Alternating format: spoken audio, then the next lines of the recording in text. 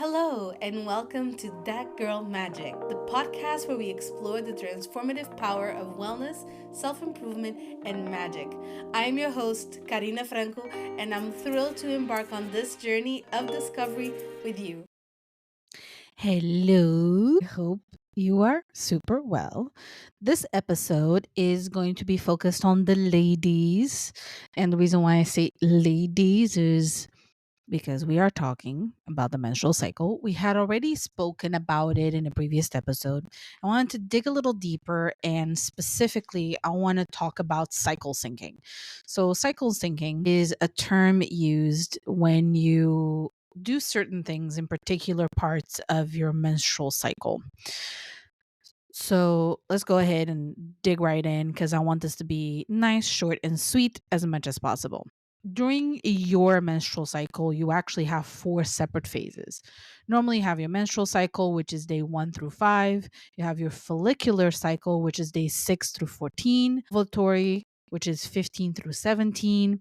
And then luteal, which is 18 to 28. And of course, this can change depending on how long your cycle is. This is the average. Okay. So I want to go into productivity, movement, social, diet, and wellness. Okay. And we're going to go for each one of them. And I'm going to go through all of them for each phase and we're going to talk about it because I feel like a lot of women, especially women that grew up along with me, like in the late 90s to early 2000s, there was this period of time where the cycle of a woman was something kind of not talked about. It's like you just kind of coped with it, you just kind of dealt with it, and a lot of people even saw it as annoying. Well, nowadays, there has been almost a movement of reintroducing the talk to the point that I came up during the time where the period underwear became popular, the menstrual cups became popular, where companies started to introduce policies to best accommodate the women and the people with cycles that maybe experienced pain or discomfort, especially with medical issues such as endometriosis and PCOS that cause like really bad cramping, really awful pains, very heavy periods. So for me, going into hate mentality about my menstrual cycle into I love it, I know how to function along with it is really interesting to go into cycle syncing because it just kind of creates a better awareness and it helps you navigate the different shifts throughout your time. Because unlike men that have a 24-hour cycle, women have a 28-day cycle per se. Of course, this depends on the woman, but on average is a 28-day cycle. So what that means for you as a woman, it means that while certain days you're behaving one way, another days you have a different hormone higher than the other one, which makes you feel either better or worse. And then you pass through phases where your skin is going to have a certain look, where your body is going to have more energy, where you will crave something more, something less. So I wanted to bring on to here some things that I've picked up about cycle syncing and things that I tend to do or things that I've heard people that do, and in conversations with even friends that we tend to do around the time of that particular cycle time. So let's start off with the menstrual, which is days 1 through 5. So, in productivity, we talk about focusing on your sleep. During the menstrual cycle is when you're bleeding, you're the most tired, you're the most vulnerable, basically. Back in the olden days, women would just like go and just kind of like go into hiding during that period of time. And you should focus on your sleep because that's when your body needs to sleep the most. Also, focus on light tasks. So, nothing too crazy during that time. Reading, journaling, being just comfortable, sitting in the sun is also really great one because the sun allows you to have the absorption of vitamin D, which also can help you with pain. So that would be a really good thing to do. When it comes to movement, definitely being a lot more gentle, not having any exercise at all, or just some light stretching or light walk, some light Pilates or yoga, something very, very gentle. When it comes to social, normally a lot of people during their menstrual cycle, they don't want to talk to anyone. They don't feel good about talking, but they want to have comfort. So go into your friend group chat and have a good chit chat. If you are a cuddler, go ahead and cuddle people. And of course, if you have a partner, make sure to let your partner know that you kind of need a little bit more loving this during this period of time, and it's a great time to like bond in a on non crazy intimate way, more like a cuddly way. So when it comes to diets, normally what it's very recommended is like stuff that will help you go through the pain or help you make you feel more comfortable. So soup, stews, your comfort food. Also focus on protein during this time around. So something like turkey or beef. Dark chocolate is going to be great. It's going to give you those flavonoids that will make you feel good. It's also going to help with the cravings that may happen during that period of time. Raspberry leaf tea is going to help you with the pain. And also, ginger tea is great, especially if you have a tendency for headaches during this time. It's going to really, really help you go through it. When it comes to wellness, I always talk about iron supplements because you're bleeding. So you're going to lose some of your iron through your blood. Magnesium is also going to make you feel great because it's going to help you relax and sleep and also go through some of the motions of some of the pain. Heating pads are going to be your best friend, especially if you are someone that tends to cramp. And hydrating skincare. Forget the exfoliation, forget the crazy things. Just focus on a simple hydrating skincare. Going on to the follicular phase, we're talking about days 6 through 14. And during this time, basically, you will start to slowly get more energy. You're going to start to feel better. You're going to want to have more fun. It's right after your menstrual cycle. So that, like, almost like down feeling of your menstrual cycle is slowly leaving your body. So you're starting to feel a bit more creative as well. So when it comes to productivity, start or plan a project. Do something like creative, wake up early. It's the best time for you to learn something new or to organize or redecorate because you kind of have this energy slowly creeping in. So it's the best time to go ahead and do those more creative tasks. When it comes to movement, you will, because of that energy, weightlifting is a really good option, strength training is a really good option, jogging, hiking, circuit workouts. So something that it's still not super high energy but definitely a bit more movement heavy. When it comes to social, this is the best time for you to like go on dates, host a party, attend an event, hang out with your friends. And if you like to go frisky, also, you tend to feel a little bit more into your body, and normally foreplay tends to increase. When it comes to the diet, you should add two main things: protein and fermented foods, something like yogurt, kombucha. Go into your salads and add stuff like kimchi and sauerkraut.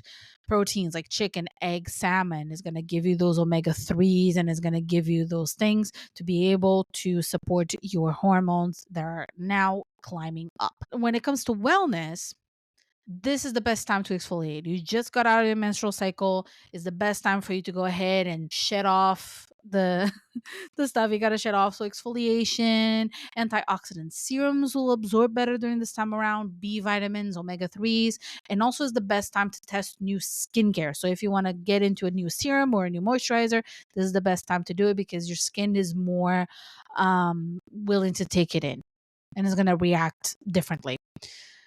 Going on to the ovulatory phase, which is normally 2 to 3 days, we're talking about day 15 through 17. When it comes to your productivity, morning walks, the big meetings, the collaborations, the networking events, go shopping. So it's stuff that involves a lot of brain power. Like, this is the best time for you to go ahead and do those things that are important because that's when your hormones are going to be at the highest point before they drop on the luteal phase. And because you have the you're about to ovulate or during your actual ovulation, you're going to be in like the highest energy.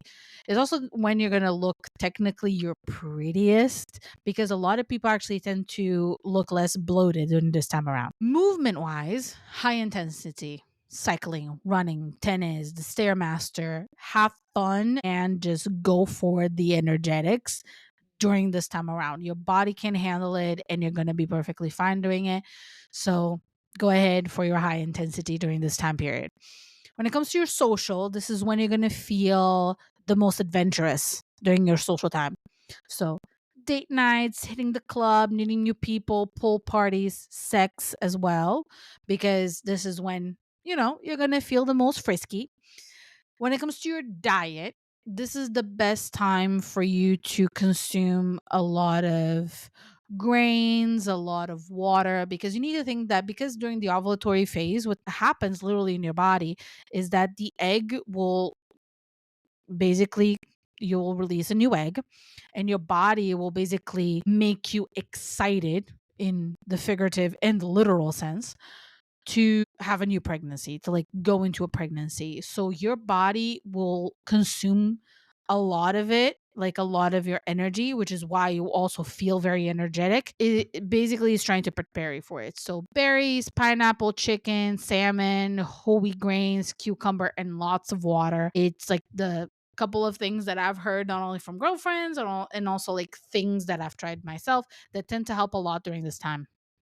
When it comes to wellness, once again, exfoliation, vitamin D, and self pleasure. Like, have fun with yourself, because this is the best time to actually get to know what you like and what you don't like by yourself, because your body is at its most sensitive and you're able to like understand what you prefer. Going on to the luteal phase. Luteal phase is days 18 through 28. And this is the time where like your hormones start to drop, your body realizes that a pregnancy is not going to happen, and your body is preparing to then repeat the cycle with the menstrual cycle, with the actual menstrual portion. So when it comes to productivity, because your energy levels are starting to drop, you tend to also have less energy. So we're talking about, this is the best time for you to reflect, is the best time to have everything wrap up when it comes to your tasks. So it's like the best time for you to conclude your plans, to conclude your tasks, to finish the stuff that you got to finish that you started off in the beginning. Is also the best time for you to meal prep and have meals ready. So when your menstrual cycle does come through, you already have stuff ready for your menstrual cycle.